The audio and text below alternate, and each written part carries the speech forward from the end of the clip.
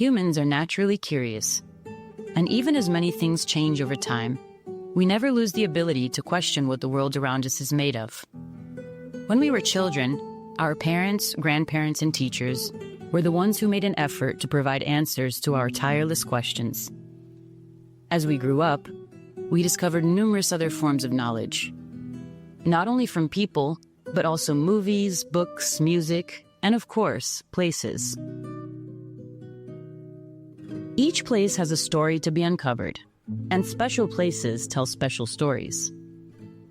If you were to tell the story of your neighborhood, which places could not be left out? And if you were to tell the story of your life? Well, know that there are places that help tell the story of our world, of our collective heritage and history. Some of these places are so important that they are called World Heritage Sites. In this podcast, we want to introduce you to some of these places and the stories they tell us about our world today. My name is Mariana Mendez, and you are listening to an episode of Your Heritage, Your Story, a UNESCO podcast about world heritage in Latin America and the Caribbean. Places that tell our stories. Episode 2, Climate Change, Threatened Heritage in a Changing World.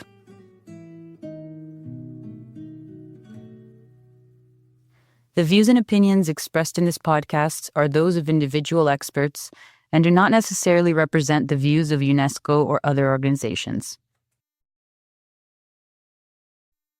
In our first episode, we learned about the heritage of enslaved people of African descent and how preserving memory is fundamental to understanding our society today.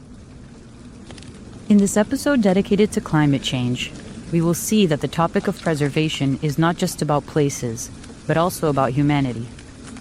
Because of rising temperatures and climate change, glaciers are melting, storms are surging, and ecosystems are being affected. Climate change has become one of the most significant threats to our world heritage. But UNESCO adopted a new climate action policy to better share knowledge and protect heritage. Glaciers are extremely important to our survival. They provide vital water resources to half of all of humanity for domestic use. Drinking water, agriculture, and hydropower. Among the most dramatic evidence of global warming is the melting and disappearance of glaciers across the globe, including in our World Heritage Sites.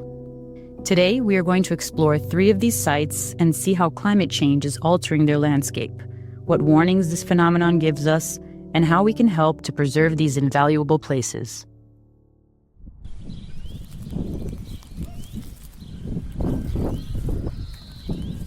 Let's imagine a gigantic wall of ice surrounding a valley where thousands of people live. There, life goes on as normal.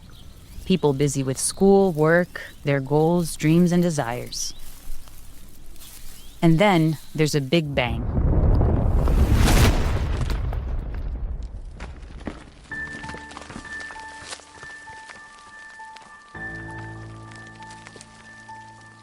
Nobody knows exactly what's going on, and before you know it, a giant current bursts forth with destructive force. People are running, trying to find shelter, as the force of the water sweeps away everything. Houses, trees, roads, in its path.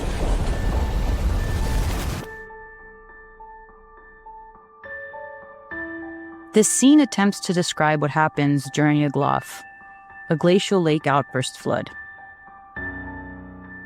Although it sounds like a movie scene, events like these are becoming increasingly frequent. When a glacier weakens due to global warming, its structure can collapse and spill out the lake that has formed inside. This excess water creates terrible floods. A recent study published in Nature, one of the most important scientific journals in the world, concluded that 15 million people in the world are living in regions at risk of GLOFs. And these are just the immediate effects of climate change and severe weather events. A magician looks into a crystal ball in search of answers, or visions of the past and future. Our first expert looks for answers and predictions using science instead. My name is Thales Carvalho Resende, and I work at the UNESCO World Heritage Center. My job is to support UNESCO's work in monitoring the state of conservation of all natural World Heritage sites. My work focuses especially on assessing the impacts of climate change on these sites and supporting the development of climate change adaptation policies. In place of a crystal ball, Thales has been using data to observe how global warming has been affecting glaciers. About 18,600 glaciers have been identified in 50 World Heritage Sites. One of the most dramatic pieces of evidence that the Earth's climate is warming up is the retreat and disappearance of glaciers around the world. These glaciers in World Heritage Sites make up almost 10% of all known glaciers on the planet. In other words, we can see from them how the situation is going in general. They include, for example, the highest glacier next to Mount Everest, the longest one in Alaska, and the last remaining glaciers in Africa, among others. Thales was part of a study that concluded that these glaciers have been melting very rapidly since the year 2000. Recently, at a pace of at least 58 billion tons a year. Depending on where you live, you may be thinking, but how will melting glaciers affect me? I don't live near a high-risk area. Of course, some places suffer more directly from the melting of glaciers, with floods like the ones we talked about at the beginning of the episode. But in reality, we can all be affected in some way, because glaciers are so important to life on Earth. They provide vital water resources for a half of humanity. When glaciers melt rapidly, millions of people face water shortage and an increased risk of natural disasters, such as flooding. And millions more could be displaced by the resulting rise in sea levels. One of the most impressive places for its size and beauty is the Los Glaciares National Park in Argentina. Let's picture an enchanting landscape with enormous mountains, forests, lakes, and immense white walls of ice, all set in a vast field as far as the eye can see. That's the kind of experience you can have in Los Glaciares National Park, which welcomes more than 600,000 visitors a year. El Parque Nacional Los Glaciares, creado en 1937, Los Glaciares National Park, created in 1937, was inscribed in the UNESCO World Heritage List in 1981 due to its great scenic beauty, mainly around the glaciers, but also for its flora and its fauna in danger of extinction. The status given by UNESCO recognizes not only the beauty of the landscape, but also the importance for humanity of the existence of these large glaciers in southern Patagonia. Grandes glaciares en el sur de la Patagonia. The park is close to the Santa Cruz province in the Argentine part of the Patagonian Andes, and the Perito Moreno Glacier is, without a doubt, the great attraction of the national park. En pocas palabras podemos decir que protege más de... In a few words, we can say that it protects more than, or contains more than 2,500 square kilometers of ice of Argentine territory. It is one of the few places in the world where we can currently visit those large glaciers in a relatively simple way. De una forma relativamente sencilla estos grandes glaciares. This is Lucas Ruiz. I am a researcher at the National Scientific and Technical Research Council of Argentina, CONICET, at the Argentine Institute of Nivology, Glaciology and Environmental Sciences. I am mainly dedicated to the study of Andean glaciers from different aspects. On one hand, we work on everything related to changes in the glaciers to understand different phenomena. Lucas is one of the people who observes how temperature changes cause transformations in the glaciers in places like Los Glaciares National Park. One of them, for example, and very important, is how climate change affects glaciers. By understanding how it is affecting them, we can gain a better understanding what we can expect for the future. Then we also work on future projections on what is going to happen, what could happen to the glaciers. Scientists like Lucas are studying the dynamics of glaciers to understand how they are being affected by climate change and severe weather events. And from there, to understand precisely how the glaciers are retreating and why. The Perito Moreno Glacier has always been intriguing to scientists because, unlike other glaciers around the world, it didn't seem to have retreated in the last 100 years. Los Glaciares is one of the few places in the world where people can have such close contact with glaciers of this type. Other glaciers are more difficult to reach, but in Perito Moreno, scientists can monitor the glaciers more closely. The glacier has begun to feel the effects of climate change and severe weather events. Y un aumento de la temperatura. And an increase in temperature in recent years, mainly from 2017 to today. Practically in the last 5 or 6 years, this process of negative mass balance has begun, as we glaciologists say, or loss of mass of the Perito Moreno. This work includes a series of techniques for analyzing glaciers and glacial lakes. Remote sensors, radars, satellite images, and measuring stakes are some of the ways to collect data that are then compared and studied. Today, for example, thanks to the monitoring we are doing, we have been able to detect that this balance, this equilibrium that the Perito Moreno glacier has had for most of the last 100 years, seems to be breaking, or it is beginning to have an imbalance similar to that of the other glaciers.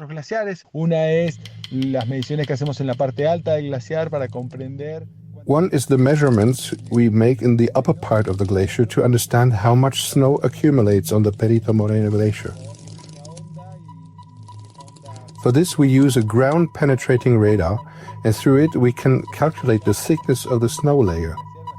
And we also perform ablation measurements in the lower part, which basically use ablation stakes that are installed in the glacier, and as the glacier melts, they allow us to measure how much of the glacier is melting. We also monitor the dynamics to know at which rate the glacier is moving.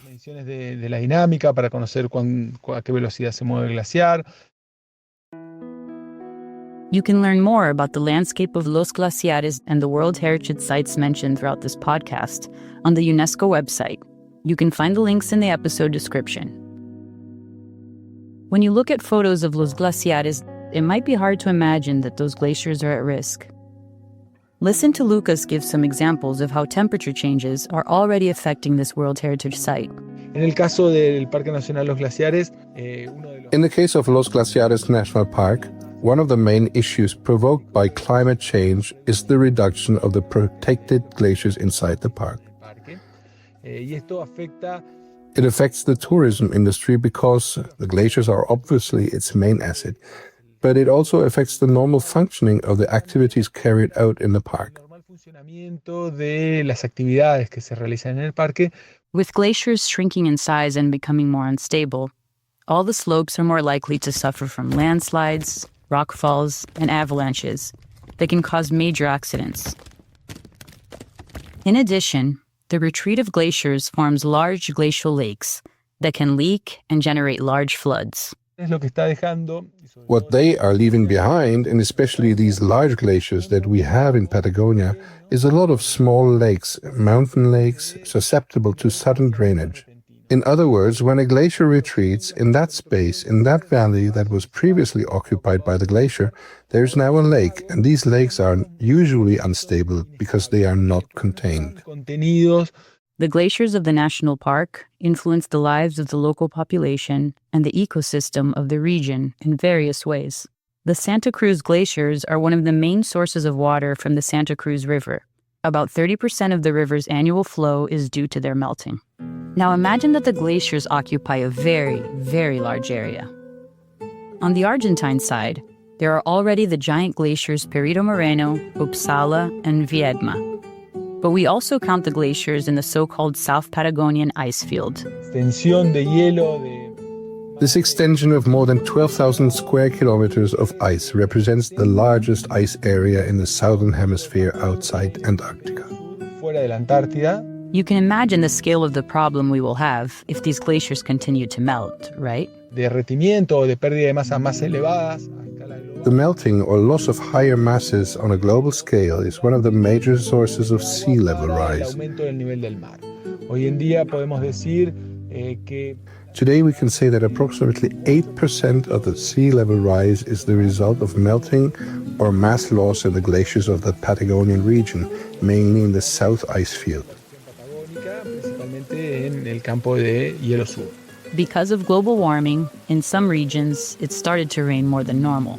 and in others, it started to rain less. This is because a warmer climate can change the patterns of air movement and the way water evaporates and condenses in the atmosphere. No solo estamos hablando de We are not only talking about atmospheric warming, but we also have to take into account that more than 90% of the heat generated since the Industrial Revolution has been absorbed by the oceans, this great reservoir of energy that we have in our planet, which are the oceans. los océanos. And because the oceans act like a big sponge that pulls in all of the heat, marine life ends up being affected. Additionally, weather patterns are changing and the temperature rise is higher in some places than in others. Y entonces es justamente And so it is precisely the generalized increase in temperature on a global scale that is amplified in mountain areas. We have been able to detect that in the higher areas of our planet. de nuestro planeta. In the mountains, scientists are noticing decreased rainfall and less snow accumulation. Y en algunas And in some regions, for example, in the Patagonian region and in the central Andes, in the Cuyo area, we have observed that it is also associated with a deficit of precipitation or a lower accumulation of snow. So these two causes, which we could say are associated with climate change, an increase in temperature and a decrease in precipitation, are strongly affecting the glaciers of Patagonia and also, obviously, the glaciers of Los Glaciares National Park. glaciares. But climate change doesn't just affect places with glaciers. Next, we will visit a place in the Caribbean to find a city that directly faces the strong winds of severe weather.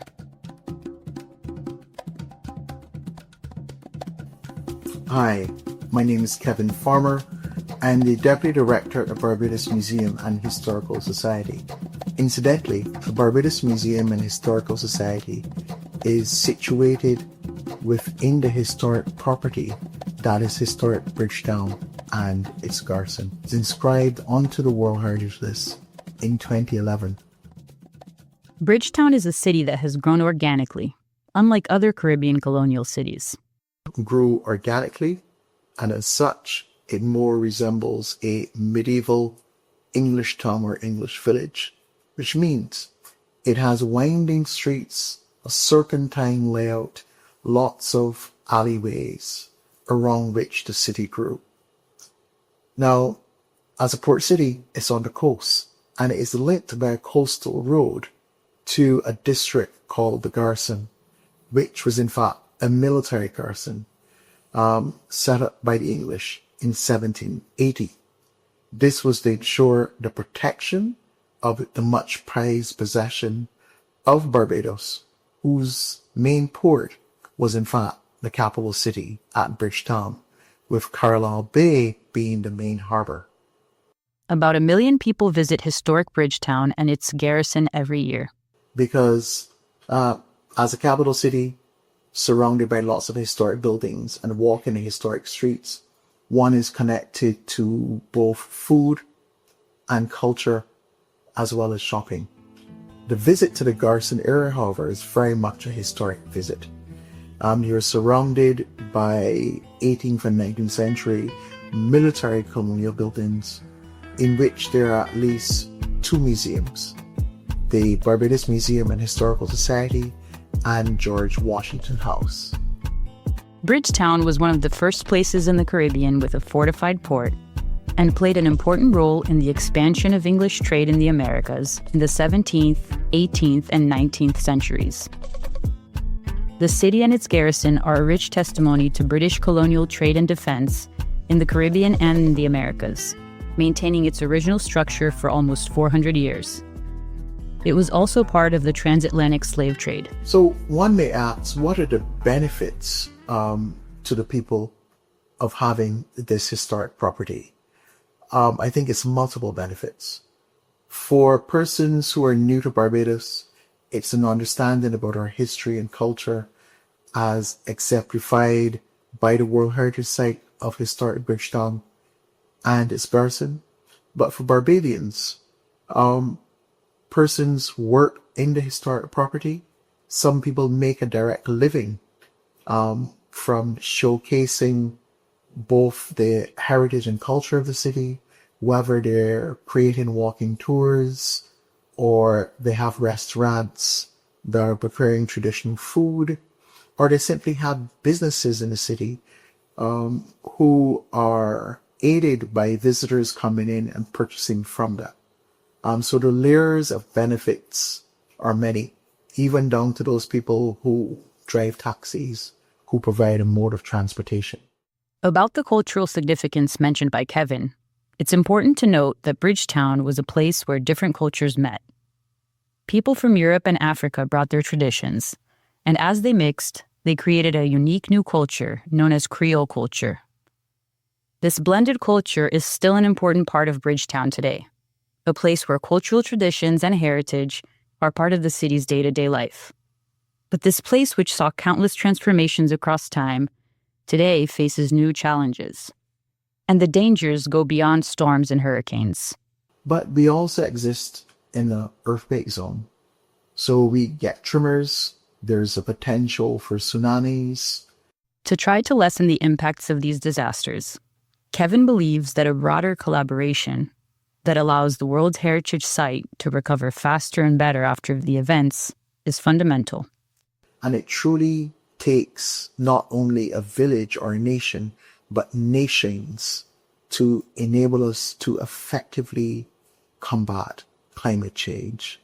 Whether it's the direct aid which is given after natural disaster, or whether it is the monitoring mechanisms that allow you to move from a transition of recovery to actually getting back to what is a situation close to normal. So the discussions recently around the global fund to aid those economies which are adversely impacted by climate change becomes a very important priority for a small island developing state like Barbados. In addition, Kevin draws attention to something very important: a change to the way we live, behave, and protect our heritage. Because we need to adapt to the transformations the world is going through. And we must plan, because climate change is here to stay unless our people, and especially our young people, begin to adopt new ways of living and doing business so as to mitigate and slow down the effects of climate change. But temperature changes don't just affect us humans. After all, we're not the only inhabitants of this world. We are part of a rich and complex ecosystem. And of course, we are also directly affected by what happens to other species. And some of them even have, above all, a very important cultural value for some peoples. Hello, I am Amado Fernandez Islas, the director of the Monarch Butterfly Biosphere Reserve in Mexico. It is a protected natural area of federal jurisdiction that is administered by the National Commission of Natural Protected Areas. It was established on 19 May 2000 with the aim of conserving and protecting the hibernation sites of the monarch butterfly, as well as the environmental conditions for hibernation, reproduction, and ensuring the migratory cycle of the species, in addition to conserving the forests and land. The Monarch Butterfly Biosphere Reserve is a unique ecosystem that provides services to many of the inhabitants of both the state of Mexico and Mexico City itself. Amado and others work in the reserve every day, along with the local communities. There, land tenure is mostly of a social nature, so it is made up of communities and small landowners. Let's say that the land does not belong to the government, but to the people who live here in this region, including the native peoples. They are the ones who manage part of this territory and with whom we work day by day to carry out conservation work together. The Monarch Butterfly Biosphere Reserve became a UNESCO World Heritage Site in 2008. It is a natural area protected by the Mexican federal government, whose main goal is to protect the Oyamel fir forests. Monarchs require a large and healthy forest mass to protect them from winds, rain, and low temperatures. So it is crucial to ensure the health of the forest at the Monarch Butterfly Biosphere Reserve. The forest is where the monarch butterflies come to hibernate every year, coming from Canada and the United States, and crossing the entire northern region of Mexico. Viajando más de 4,000 kilómetros. They travel more than 4,000 kilometers to spend the winters in this region. Winters a bit warmer than in Canada, where temperatures are colder and they would not survive there. No sobreviviría si ahí se quedara. Monarch butterflies have a fascinating behavior, and their migration is a unique phenomenon, very beautiful to see. Imagine millions of these butterflies crossing the skies every year to find a suitable spot to land and form their colonies. Se considera que su cerebro, el tamaño de la cabeza de una... Its pinhead-sized brain is thought to carry genetic messages that allow an insect weighing less than 1 gram to travel more than 4,000 kilometers and find the forest to where its ancestors in 4 previous generations spent the previous winter. Millions of monarch butterflies arrive at this reserve, returning annually from breeding areas as far away as Canada to land in nearby groups and form colonies in the forests of central Mexico, where they remain in agglomerated groups for up to 5 months before their spring migration. Permanecen en grupos aglomerados hasta... Witnessing this unique phenomenon is an exceptional experience of nature, and the forests of the monarch butterfly biosphere reserve are the only place where it can be witnessed because the key hibernation sites for this marvelous species are protected here.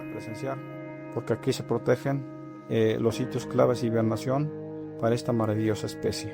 But the migration of monarch butterflies is not just a visual spectacle.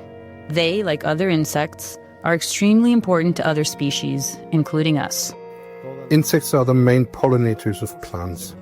They are the fundamental backbone for food production on which all humanity depends. If we don't have insects, we won't have food. They play a fundamental role, just like the monarch butterfly. The monarch butterfly feeds on flowers during its migration. A través de la alimentación que ella necesita para alimentarse para... In turn, it pollinates through the food it needs to survive for several months in the Oyamel fir forests until temperatures begin to rise and mating begins for its northward migration. How would things be without these insects? There would be definitely no food production. ¿Qué sería sin estos insectos? Pues definitivamente no habría producción de alimentos. In addition, the monarch butterflies attract many tourists to site, which means the butterflies bring benefits to the economy of the communities there. Aquí es importante darle oportunidades a la... It is important to give opportunities to the population who, as I mentioned at the beginning, are the owners of the territory, people who have lived there, people who carried out mainly forestry activities, but also agricultural activities. They cultivated their agricultural lands for the production of their food, for the conservation of other species such as Creole maize from the region, which contribute significantly to the food supply of these communities. And of course, they complement their income or their economy with activities related to sustainable forest management, in which the inhabitants of the region play a role. Los habitantes, pues, de la región. Another important aspect of this journey concerns not only how butterfly migration happens, but also when.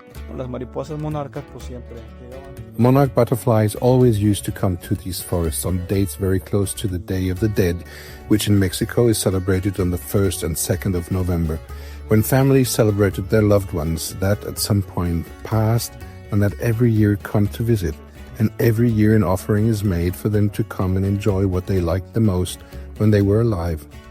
People make altars to them, candles are lit, and tradition says that the candles help the souls not to get lost, and they guide them to these altars. In this sense, monarch butterflies are associated with the Day of the Dead. It is believed that the butterflies are the souls of the deceased who come through them to visit every year. Están asociadas a estas fechas, al Día de Muertos. Se cree que las mariposas son las almas.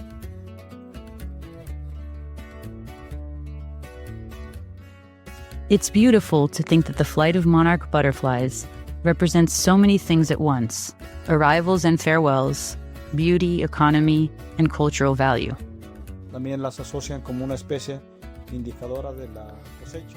They are also seen as an indicator species of the harvest, the time of corn harvest. They indicate that the corn has reached maturity, and that is when we should start harvesting, when we will no longer have any pest problems with our corn because it is already mature. And the spring migration, when the monarch butterflies begin to leave their hibernation sites, indicates that it is time for planting, that it is time for preparing the land for planting corn. La preparación del terreno para la siembra de los maíces. Well, if the migration of butterflies happens because of the ideal temperatures they find in the monarch butterfly biosphere reserve, one can imagine that changes in this temperature can affect this event and everything associated to it. El calentamiento de nuestro planeta tiene... The warming of our planet has effects on the dynamics of nature, including migrations. In the case of the monarch butterfly, it is a very sensitive species that can easily be affected by these changes. Que con mucha facilidad puede verse afectada por estos cambios. Changes in climate dynamics, which means the intensity and duration of cold and hot seasons, can advance or delay the migration of butterflies. ¿Qué puede pasar si... What can happen if they migrate earlier? They may not find the amount of milkweeds they need to lay their eggs. And if these eggs that the monarchs leave on these plants hatch... En estas plantas, Milkweed is a type of plant, the only plant in which monarch butterflies lay their eggs. It provides the food as soon as the larvae are born, and if the monarch's migration happens earlier than expected, they may not find enough milkweed or food to continue their migration back to northern Mexico. A new survey just found that eastern monarch butterfly colonies, wintering in central Mexico's forests, occupied only 2.2 acres during the 2023-2024 winter season, 59% less than the previous year. Scientists think climate change in the monarch's breeding areas reduced the abundance of milkweed. cuando la mariposa monarca hace su migración, When monarch butterflies make their migration to Mexico, they come as adults. And they basically travel feeding on the nectar of flowers. If due to extreme drought conditions they cannot find them, they are not going to arrive in the numbers you would expect to reach the Oyamel fir forests in the states of Mexico and Michoacán. On the other hand, high temperatures can also cause the eggs not to hatch in their entirety, and that could cause the monarch butterfly populations to decline in the coming years if this warming continues as it is now. sigue como hasta ahorita está. The flight of the monarch butterflies carries the symbolism of spirits, the hope of sustainability, and the ingenuity of nature. It reminds us that a great journey is also made of sensitivity, strength, and cooperation between all who share the same ecosystem. The world and our shared and protected World Heritage Sites are changing. From the glaciers of Argentina, the winds of the Caribbean, and the insect migrations in Mexico, what we know is that just like the monarch butterflies, we have ahead of us an important journey of awareness and adaptation that needs to start right now.